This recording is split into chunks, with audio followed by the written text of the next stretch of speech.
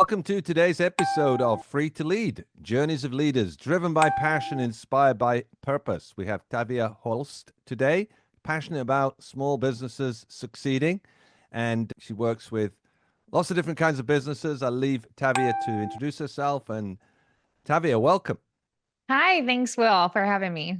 You're very welcome. Why don't you give people a little bit of your background story, how you got to be running the business you're running today? Sure. Yeah, I'm not unlike a lot of leaders that started their companies. I started in corporate America and just found it wasn't a fit. It's a bit soul sucking to be in that environment. And my story started from determining that wasn't the place I wanted to be. The culture was really poor. I would get vulnerable and say probably about the last 6 months I was there, nearly cried every time I went, had to go back in the building. And my husband and I talked about it, and I had always wanted to go out on my own. I'm very entrepreneurial. And before I even know the service that we were going to do as a business, I said, this company is going to be about culture first and providing something amazing for the staff that they want to be there and give something awesome to the clients. And so that's always what my company's been about. That's the base. We do every decision from that mindset. Yep. And our staff is really happy to be here. And we just go above and beyond and give back to our clients. What does your business exactly do? Yes. So I own Takota Accounting.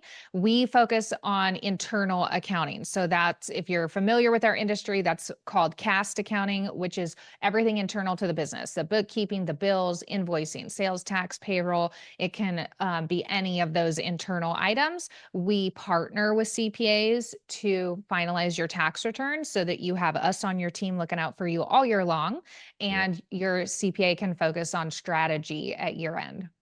Great. And what's some of the challenges you've had along with the way setting up that business from scratch? Yes, it's always about staffing. I was really lucky early on. I had a great network that believed in my ability. So it was never hard really to find the growth, but it's always been about following up the growth with staffing and staying ahead of that. Our industry has a lot of varied experience, and we work really incredibly hard at finding fantastic staff that delivers again for our clients.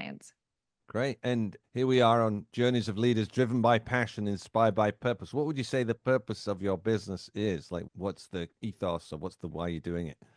Yes. So the why and our purpose is similar but a little bit different. So our my why is about the culture for the team because I believe that is a better way to deliver to the client, but our mission is obliterating the status quo. And I apply that to the clients and the staff because we're culture driven. So we obliterate as an employer for our staff in above average pay, benefits, all the things, Yeah. and we obliterate for the clients by just going above and beyond at all times. We focus on that every week at our team meetings. We're constantly going through obliteration examples and how we find those for our clients and how they benefit from those. All right. So you're obliterating what? Resistance, you're obliterating things that are not working for the employees. Yeah, when it comes to the client, I feel like there's a low bar in accounting across the field as far as it's very low interaction with the clients. I have almost never had a client come in that was happy with the level of communication and service they were getting from their prior providers. So number one and foremost is communication. We are very available. We're very communicative. We actually work to get to know our clients, get to know their goals. Where are they going? What are they doing? And not just how do we report on that, but how do we influence that positively and come and be a partner in that? And then for the staff, it's about constantly checking their temperature, what's going on in their life, what do they need to help them be successful in their job. Good. So if I'm somebody listening to the show, a business owner, let's say I've got 20 staff, right? I'm like, what would she do for me? Yeah, that's a great question. So, first of all, you're going to talk to me and I'm going to find out what are your needs? What has your experience been? What have you liked? What have you not liked? What would you like to see more of? We start from that, the actual communication from each client, because everybody's different about what they want. And we build out our service to the client from there. And we really come back to that. And then we do check ins along the way with the client as well. Are you getting what you want? Do you need more? Is everything hitting your expectations? Are we exceeding expectations? I think it's about that constant temperature check of how's it going and can we do better for you? Great. So if I need information, I'm not sure how much this is costing me and what's my expenses on this. Is there a profit in this? You Yeah. can give me the like levers and dials for that. Yes. Yep. We'll give you all the reporting. We'll give you communication. We'll help you make sure that you understand what you're seeing. We also try to bring in our point of view because we work with many companies through many industries. A lot of companies, their help in accounting is just looking at one company, their own company usually.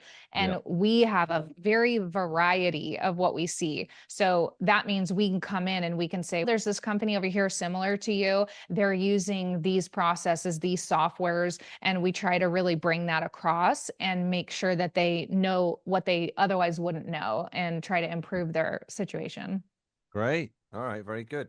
What do you think's been your biggest lesson or your biggest breakdown or failure that you learned the most from? Yeah. So actually, my lesson about challenges, I'm going to approach this a little bit differently. My mindset's just a little bit more about keep moving forward, keep learning, keep adjusting. And Mm, so I knew this in the intro that you're looking for a big individual failure. And I thought about it a long time, and my perspective is just a little bit different on it, which is it's not that we haven't had challenges, we've had many, yeah. but I take the information I have as I have it. I make the best call that I can from my ethics, from the values of the company, all of that, and move forward. And so my lessons are if something isn't working, what is our next move to keep moving? What is the adaptation? Just where do we need to go? So it nothing ever really feels like a major failure because we're constantly learning and adapting and how do we do better? How do we use the new information that we have today to pivot? So my lesson is getting really good at doing that when those Mm, challenges come up. fantastic. Great. Good. So what would you say to let's say a business owner who's just starting to expand, they've maybe got 3 to 5 staff. What would you say to them as regard your kind of services? Sure. First and foremost, it sounds biased because this is my industry, but I am an owner first and foremost. Is if you're not in finance, I find that almost every other owner in any other industry, they don't have our knowledge generally. And so, not avoiding having really good help in the financials because when you dial in your planning and your decision making off of data driven financials and not your gut and your knowledge and your experience, which are all important, but when you team those things together, you have a winning formula versus I don't have those things in order. Maybe I don't think I can afford them. It's about make it a priority. Every decision in business, I see a lot of owners get really stressed out about can I afford to hire? Can I afford a new piece of equipment? So on and so forth. Your numbers will tell you every time and take the stress out of it. You just have to use them and you have to have accurate numbers to use them appropriately. Yeah, absolutely. Yeah, very good. What's your biggest challenge right now? Definitely hiring. Yeah, we've got some staff changes coming and growth coming. We're going into busy season, so we always are hiring ahead for busy season. And it's the same issue as always is finding the really cream of the crop staff and fitting them into our culture that they want to achieve at the high level that we work at. And that is, I don't know that's ever not going to be our main challenge. Yes. Yeah, getting the right people is critical. Very good. Where do you see yourself in 5 years from now? Yeah, 5 years. I want to have probably 4 or 5x the company. I'm getting into acquisitions and growth by acquisition. And I really want to be a player in this field that is a known name. We work nationally for our clients now across the country. And one of our big BHAGs is we want a client in every state. We want to really have our brand be known that we do it different. We are here to help you. And I want to achieve that awareness of our brand.